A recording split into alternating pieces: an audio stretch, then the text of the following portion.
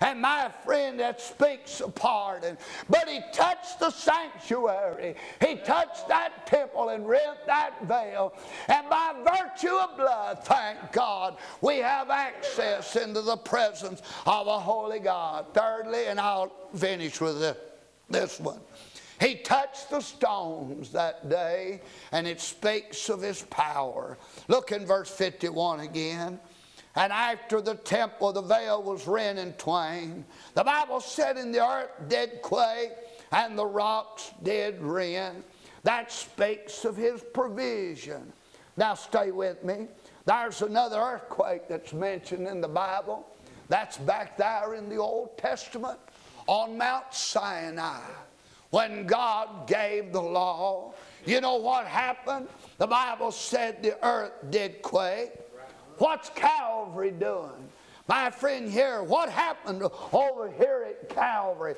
I'll tell you what happened. The Bible said that the earth did quake and the rocks did rend. I'm glad to my friend tonight that my friend, because of Calvary, thank God, he that heareth can come. He that is athirst can come. And whosoever will, let him take of the water of life freely. I want you to catch that.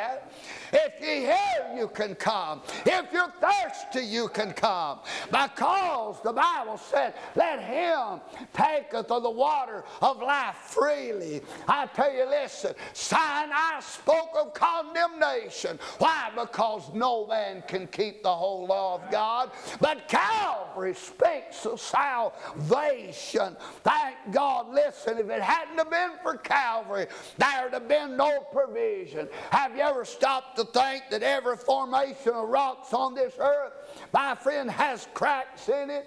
Every single rock has a crack in it today. Scientists have tried to figure out why every rock's got a crack in it. What happened? How did it happen? Well, I don't know how it happened, but I'm glad I can speculate.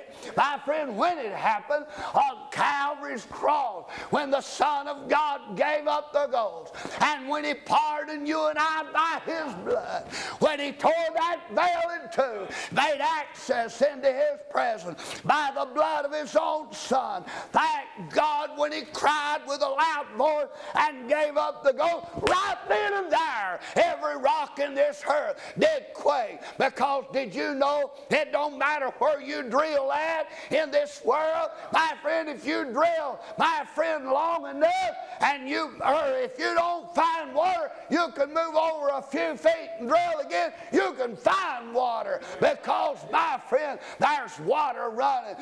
Jesus said, he that heareth can come. He that is athirst can come. And he said, whosoever will, let him come and take of the water of life freely. I'm glad in the Bible, in the King James Bible, the water in the Bible is a type of the Holy Ghost. I tell you, in the Old Testament, he came upon men. But here in the New Testament, under grace, thank God for grace. He don't come upon us, he comes in us. He'll drink from a fountain that you'll never thirst from again. Thank God. Well, I tell you, if you're thirsty tonight, you can come. Is anybody thirsty tonight? We can get a drink of water because of what happened at Calvary. I tell you, you need to get a drink from him tonight. And if you're not saved, you need to get saved. Well, listen, I'd like to finish that maybe next time. God bless you. You have a good evening.